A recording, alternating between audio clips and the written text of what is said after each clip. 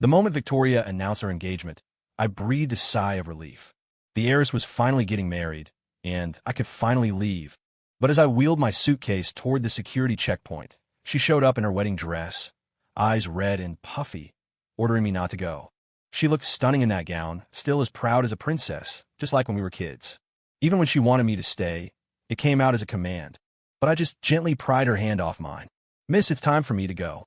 Victoria was the heiress type, born into old money. From the time I was little, I knew I had to keep her happy. Back in the day, it'd be like she was the lady of the manor, and I was the hired hands kid, her family's indentured help. But in today's world, it got dressed up as the big brother she grew up with. Brother was a stretch, though.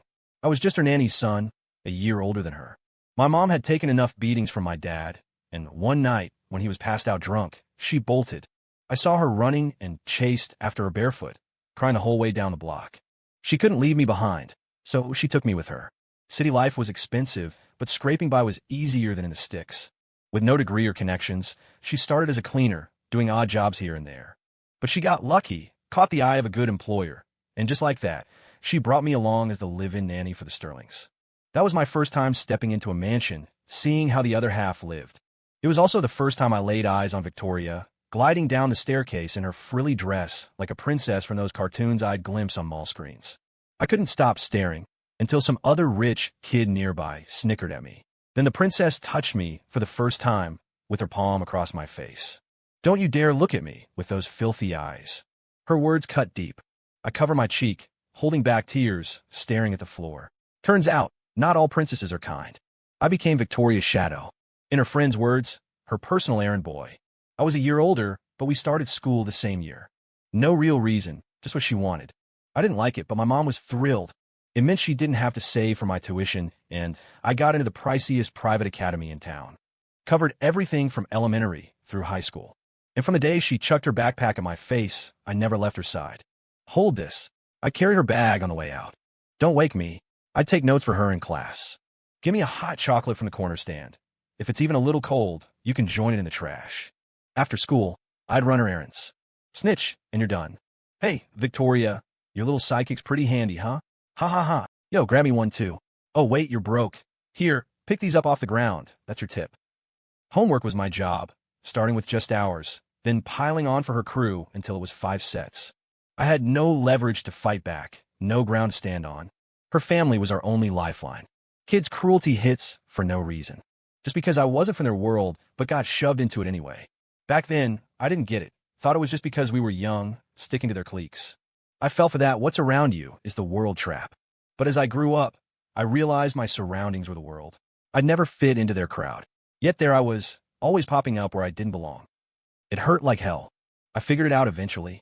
Victoria never did. Funny, since she was the one who taught me in the first place. Victoria didn't see it as bullying. Honestly, after a while, neither did I. Spend enough time in a messed up setup, and it starts feeling normal. And to outsiders, the Sterlings treated me and my mom great. When I turned 15, they even gave me my own room, right next to hers. I'd ride with Victoria in one of their rotating luxury cars. The school was an elite private academy. We wore custom uniforms. The food and drinks at their place were top shelf, stuff regular folks couldn't afford. On the surface, I was living the dream my mom never imagined. She'd wipe away tears and say how good we had it now. Yeah, for a young woman who'd escaped abuse in a small town, this was heaven. I got used to it too. Victoria as the heiress, me accepting the label they slapped on me, Victoria's lackey. The physical perks were too good to ignore. I shot up in height, and my grade stayed in the top 10 because I couldn't slack off. By high school, girls started noticing me. The first time my name came up in their chatter, I knew I was screwed. That was the day Victoria, who hadn't blown up in ages, lost it. Everything on you came from us. You only look half decent because we fed and clothed you. What? You learn to bite the hand that feeds you. Trash will always be trash. You could dress up a dog, but it's still a dog. You're just like your mom, a real. I kept my head down through the rant, holding her bag, letting it wash over me. The heiress was elegant and beautiful, even when spewing venom like a witch. Her figure and looks stayed princess perfect. But when she dragged my mom into it, I looked up stone-faced. Maybe it was too bold because she stopped mid-sentence. She bit her lip, almost guilty. But nah, the heiress never felt guilty. She was always right, always on top, always grinding me under her heel. After I saved her from that falling planner in 4th grade, She hadn't literally stepped on me in years. This was the first time since, and the only. She ground her foot into me, then locked me in the basement for 2 full days. My mom didn't look for me. I told her I was on a school trip, and she bought it. When she finally opened the door, she loomed over me. I'd been stewing in sweat and stink, covered in bruises from her friends, a total wreck. She was still the princess. White dress, crystal hair clip, peachy lip gloss. Those sharp eyes just sneered down, asking if I knew I was wrong. I had no clue what my crime was, but I apologized anyway. Satisfied, she let me out, telling me to shower because I reeked. Behind her, her friends' eyes burned with raw hate, no hiding it. Ryan liked Victoria. It wasn't hard to spot. Plenty of guys did. She was gorgeous, had a killer figure, and came from serious money. Her attitude only grated on me. In her world, she was practically a saint. What heiress drags her nanny's kid everywhere, bankrolling him? Total angel. Lots liked her, but Ryan had the inside track, the whole close proximity thing. They didn't count me, of course. What was I? Saying Victoria liked me back? That was just her possessiveness kicking in. She'd flip if I even passed a test to the kid behind me. God forbid anyone bumped her down my priority list. I hated admitting it, but in my short life so far, Victoria ranked right after my mom. I couldn't blame Mom or Victoria. Blame me for tagging after Mom when she ran, for showing up in Victoria's face. She needed someone to boss around, and I fit the bill. Perfect timing. Toad lusting after swan meat. Don't get any ideas. After school, Ryan and his crew corner me in an alley. The targeted spots clothes would hide. No visible marks, in case Victoria noticed and raised hell. Over the years, their tactics evolved.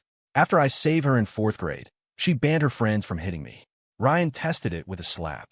She gave him the cold shoulder for a week. He groveled with gifts, even tossed me a fancy pen, and she forgave him. After that, his hate ramped up, but he got smarter. No beatings in front of her, just sneaky stuff when she wasn't looking. But this was the worst yet. I hit the ground, spitting blood, coughing so hard my chest screamed. He'd swung a baseball bat into my ribs, probably cracked them, explaining the blood. The others backed off, scared. Ryan just used the bat to tilt my chin up, his face twisted in deeper disgust. Don't think Victoria's into you. You're just her dog. Be smart, stay away. When Victoria rushed in and hugged me, I couldn't hold back a grunt of pain. I didn't have the strength to stay upright, so we tumbled onto the carpet. Of course, I made sure she landed on top. But through my ripped shirt, she saw the bruises. The fabric torn open revealed layers of old and new marks, a horrifying mess. It scared her to tears. First time I'd seen her cry for me. Who did this? Who dares mess with what's mine? Ethan, why didn't you tell me? Ethan, does it hurt? Her tears hit harder than her barbs ever did. If her parents knew she was crying over me, I'd be in deeper trouble. Lucky for me, their company was expanding, keeping them on the road. Lucky Ryan's family wasn't as powerful. They had to eat crow. Lucky I waited just long enough to show up in front of her at the perfect moment. Lucky me. The day Ryan got shipped off to boarding school abroad, Victoria wouldn't even glance his way. I did through the crowd, blank-faced. His eyes were bloodshot, a mix of rage, hurt, and hate twisting into something ugly. I stayed neutral, reaching to adjust her backpack strap, like I was putting an arm around her shoulder. Fallen leaves hit the ground silently, rotting into fertilizer for the soil. In a twisted setup, nothing pure grows. With Ryan gone, it looked like I was the one paired up with Victoria. But an heiress wouldn't date the nanny's son. She couldn't stomach something that messy. She was just used to me being around. On a scorching day, Victoria tossed her half-empty Fiji bottle in the trash. I sat next to her, twisting open my generic store-brand water. Before I could sip, she snatched it. If I want it, it's mine. She chugged, leaving her lip print on the rim. I quietly wiped a droplet off her collarbone with my sleeve, like handling fine china. She tilted her neck casually, but through her hair, I caught her ears turning pink. A sudden downpour hit after school. The driver waited at the gate. I tilted the umbrella her way, soaking my side. Splashing through puddles, I frowned, knowing her white sneakers would get trashed tonight. The heiress hated anything dirty. But then she yanked me closer by the collar, the umbrella handle digging into my chest. Get sick, and who's doing my homework? In the spinning raindrops, her fingertip traced her collarbone dip secretly. Victoria was beautiful.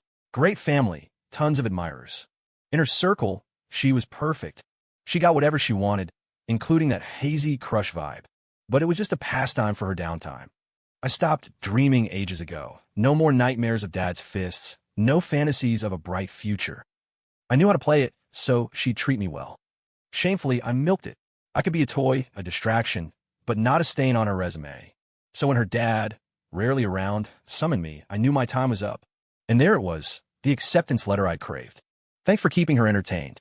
She's just a kid at heart. Got into Stanford. But the other day, she threw a fit, saying... He chuckled, like it was hilarious. He lounged in expensive loungewear in the home study, even his tea pouring looking refined. Sharp edges wrapped in a doting dad facade, all polite. She said no abroad for her. She wants the same school as you. The teacup landed lightly in front of me. I clenched my fist under the table. You're a good kid. He savored a sip, the amber tea swirling golden in the porcelain. You get how things work. I did. Walking out with that Stanford letter, relief hit. Those bold words meant I could finally leave the Sterlings. Victoria was furious. When my sweaty fingers smudged the ink on the Stanford envelope, she slapped it across my face. Don't touch it. The thick paper sliced my cheekbone, like the class divide we'd never bridge. I picked up the pieces. The housekeeper said, gold embossed paper gets recycled. She stomped on my hand, merciless. Trash goes in the bin. I stayed silent. She was the one raging, but the tears were hers too. I sighed, patting her head. Do well in school. Her arms clamped around my waist like a vice, crashing into me. She held tight. I hate you. Her breath scorched my collarbone, hot enough to burn. Don't show your face again. The air lingered with her sweet vanilla scent. The door had slammed shut ages ago. I gathered the gold paper the housekeeper wanted recycled. Even garbage needs sorting. The day I packed for college, my mom cried, saying she never thought we'd make it here. I wiped her tears with a tissue, promising better days ahead. At college, no Victoria, no her crowd. I reclaimed my name, Ethan. Part-time jobs and classes were tougher than before. I juggled 3, tutoring, barista shifts, freelance translation. Hanging with Victoria, hone my English and Spanish. Grades stayed sharp, scholarships added up. Some days, I gnawed off standing in the shower. My roommates were solid, always trying to one-up each other as dad figures. They'd save seats, sign me in, take notes. Pull me to bed if I crashed standing. It was exhausting at first. One night run, staring at the stars, I thought of Victoria after ages. She shone like them, eternal, above me, looking down. Untouchable, but her light reached me. But I knew it wasn't love. My first year back at the Sterlings for the holidays, I ran into Victoria. It was Christmas Eve. She'd flown back from California for the break. The whole mansion buzzed. Their company had boomed into a full conglomerate. With her was Ryan. Long time no see. But this time, I looked down on him from a stepladder, hanging holiday lights. The Sterlings loved classic American traditions, minus Victoria's flair. After the lights, I glanced at my dye-stained fingers. Looking down, there she was arm in arm with him. She ignored me. He glared up, eyes full of smug triumph. I rubbed my fingers, saying nothing. Once they went inside, I climbed down and headed to my room. I hadn't forgotten. She'd told me to stay out of her sight. Keeping promises was one of my few strengths. That night, I helped my mom with a heating pad for her backache before crashing. A familiar vanilla scent hit thick. Her soft body pressed against my back. Lights off for both of us. She wasn't even wearing slippers. Those fuzzy shearling ones sat by my bed. I patted her hand, signaling release. Walked over, grabbed the slippers, sat her in a chair, and slipped them on. Cold floor. But she kicked one off deliberately. Her pale calf peeked from her satin nightgown, whiter than fresh snow. I bypassed it, retrieving the slipper and securing it. She tried kicking again. I pressed her foot down. Head back. The room had faint window light, hazy. I couldn't see her face, just heard her breathing quicken. You'll regret this. She stood, only reaching my collarbone, slimmer now. West Coast food must not suit her. She waited. I stayed quiet. Her fancy slippers stomped loud. The door slammed. Soon, a maid's voice. Miss, why the tears? Get lost. I kept the lights off, inhaling vanilla-tinged air. Wrongs corrected, scars healed with time. Could her love erase it all? Sorry, no. Affection doesn't rewrite abuse. It doesn't wipe the slate. I don't hate Victoria, but I can't love her. I'm just a flawed guy who got his mom out, chasing normal. The Sterlings paid well. Victoria's parents treated staff decently. My mom worked there 16 years. When she left, they gave her a fat envelope. The day I took her away, Victoria wasn't around. She rarely visited anymore, studying abroad, then interning overseas. As the sole heir, she had mountains to learn. Our paths diverged further. A cleaner found stacks of plane tickets in her room, LAX to my college town, over 3 years. She didn't end up with Ryan. Business partners rotated instead. I lost track of her life. Junior year ramped up. I joined a project that took off. My prof asked about grad school. I cut back jobs then. Life got hectic. Mom moved to my city. At first, she missed the Sterlings but made new friends, thriving. One midnight, under falling maple leaves, I spotted Victoria. She looked drained. Silver heels gleamed cold in the moonlight, matching her icy expression. She reeked of wine, face blank, leaning on a tree as leaves dropped. Breath fogged the chill air. Headlights that softened her crisp beige jumpsuit. From vibrant red rose and sunshine to damp white one in mist. Mom was on a sunset cruise with pals that day. Victoria crashed on my bed overnight. Morning, I made her pumpkin oatmeal. She ate and left without a word. News later revealed her dad brought home his illegitimate son. Figures, he stuck to old-school values, even the rotten ones. The Sterling inheritance battle hit headlines repeatedly. Mom always sympathized, rooting for Victoria and her mom. She'd watch her grow up. So when Victoria clinched the conglomerate heir spot, Mom made pot roast that night, inviting Mike over to celebrate. I toasted her blushing face and Mike chowing down. This was for Victoria. Back in my room, I deleted all the files she'd had me compile. Her messages filled the screen, our chats dense. Last one, 30 minutes ago, I won. Nothing to say. Her avatar, confident grin on aspen slopes. Stunning, strong, assured. I typed sent. Congrats, miss. Grad school was busier than undergrad. My advisor was great, more opportunities than expected. From weekly home visits to monthly. Last trip home, Mom and Mike tied the knot. They were official. She sobbed that night, saying she never dreamed of this life. Same words from my college acceptance day.